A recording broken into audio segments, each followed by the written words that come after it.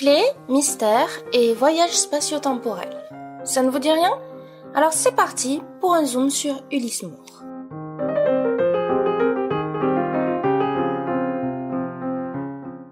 Ulysse Moore est une série écrite par Pier Domenico Bacalario, éditée par les éditions Bayard Jeunesse, composée de 12 tomes, en version française.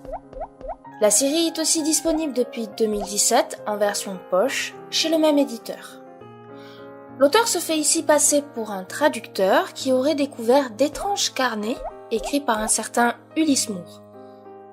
Les livres de la série seraient ses traductions qu'il souhaitait partager car il les trouvait bien mystérieuses.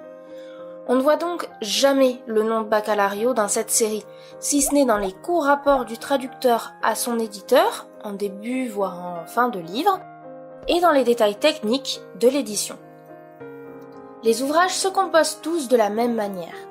Le cachet d'Ulysse Moore sur une illustration en rapport avec le tome, une énigme généralement en vers en guise de résumé, et des illustrations qui ponctuent le récit et démarquent les chapitres. Ces dernières d'ailleurs sont toutes réalisées par Jacopo Bruno, un super illustrateur italien dont je vous invite à aller voir le travail.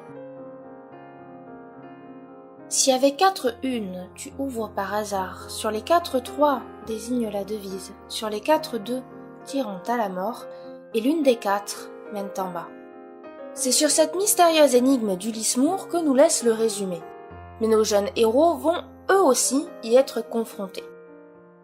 Jason et Julia, des jumeaux de 11 ans, emménagent en Cornouailles dans une mystérieuse ville n'apparaissant sur aucune carte, Kilmore Cove.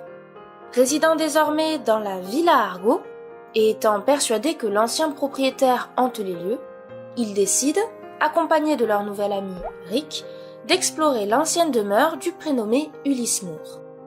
Ils y découvrent une mystérieuse porte à 4 serrures que, curieusement, aucune clé ne peut ouvrir. Mais que peut-elle bien cacher? Les enfants n'ont alors plus qu'une idée en tête, l'ouvrir à tout prix. La série est hyper addictive et les différents personnages attachants. Bacalario fait partie de ces fameux auteurs qui sont capables de créer une double lecture sur leur ouvrage, ce qui fait qu'on suit avec avidité les péripéties du petit groupe, découvrant avec l'âge des particularités, des références que l'on ne voit pas forcément vers 9-12 ans sans que cela ne perturbe notre lecture. Le côté immersif est aussi dû au fait que la réalité se mêle à la fiction. Bacalario joue avec le lecteur, lui laissant supposer que ce qu'il a entre les mains est réellement un carnet d'Ulysse Moore et non une fiction développée autour de ce fameux personnage. Pour les plus jeunes lecteurs, qui peuvent facilement y croire, il y a en plus ce petit côté « si c'était vrai » plutôt excitant. L'autre avantage de la série, c'est qu'elle se renouvelle régulièrement. Tout en suivant la trame principale de l'enquête sur Ulysse Moore, on a une intrigue propre au volume et un découpage en cycle de 6 tomes. Durant les 6 premiers tomes, on suit principalement Rick, Jason et Julia, ainsi que les différents personnages qui gravitent autour d'eux.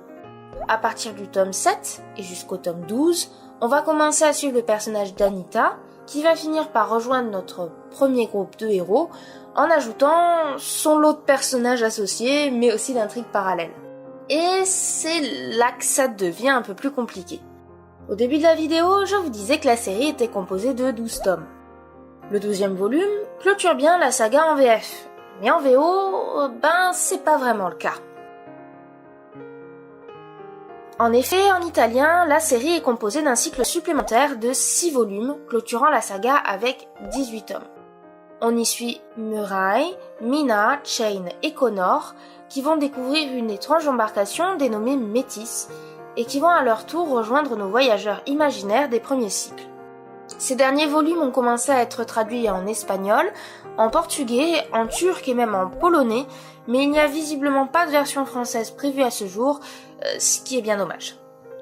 Néanmoins, les 12 premiers tomes se suffisent. On a une vraie fin et un dénouement, tout comme il y en a eu un à la fin du 6e tome. C'est pour ça que j'ai parlé en termes de cycle, car en soi, la série peut se terminer à la fin de chacun de ces derniers. Mais pour les fans de l'univers, plonger dans les livres et en apprendre encore plus est toujours agréable. Alors si jamais un membre de l'équipe Bayard passe par là, vous savez ce qu'il vous reste à faire. C'est sur cette note que je vous quitte, en vous souhaitant une bonne journée, soirée ou nuit, et un bon voyage au travers des pages.